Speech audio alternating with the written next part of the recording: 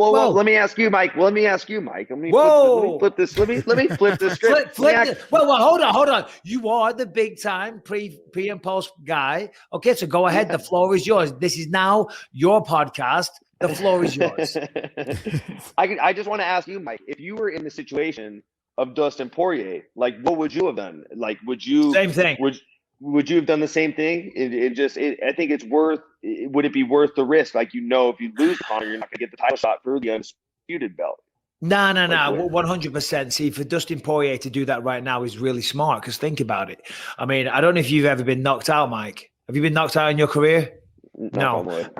I have, right? And when you get knocked out, there is a lot of psychological demons there. There really is. So this is the best possible time for Dustin to fight him again. Remember the second time that they fought, it was all flipped. It was Dustin that was thinking, the last time I was in the cage with this guy, he put me to sleep in the first round. And Conor's brimming on confidence and all the rest of it. And Dustin's confident, but you still think in the back of your mind, fuck, this guy put me to sleep. Now he went out there, he got tagged in the first round. He knows he can take his best shots. And in the second round, the tide changed. He slowed down and then he fucking knocked him out.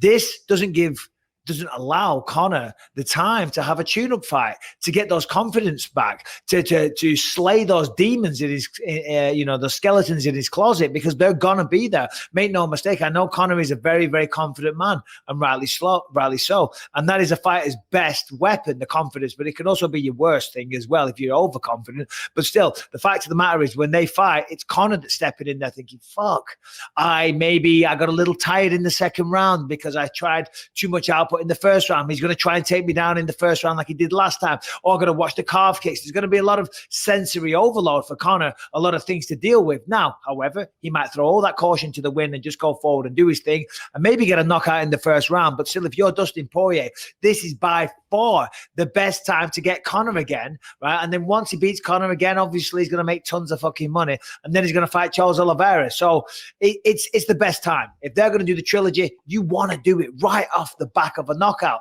And that's why Dustin's been smart in that regard. And I'll say this, you got to respect Conor for doing that. It takes a lot of balls, if you're Conor McGregor, to step back in there 5 months later in a massive pay-per-view, right, against someone that just put you to sleep. It really does. What version of Conor do you think we're going to see? I mean, you saw that the first fight, Conor was spitting venom, doing the thing that we saw in the early stages of his career, trying to play the psychological warfare game with Dustin Poirier. And we saw in the rematch, much more of a nicer, like almost like a philosophical approach. Like, what's your prediction on what Conor we're going to see during fight week?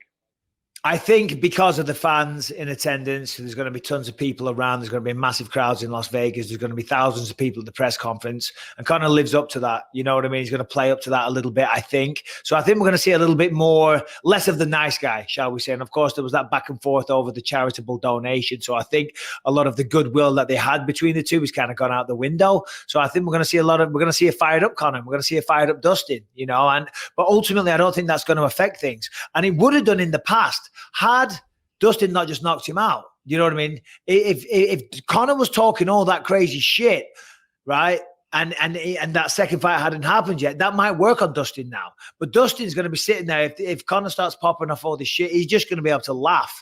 I said, "What are you talking about, man? I put you to sleep last time we fought." So it's a much more difficult scenario for Conor this time round. That doesn't mean he's going to lose. That doesn't mean he can't win this fight. Lewis? Yeah, I was going to ask you, have you, and I apologize for just not knowing this off the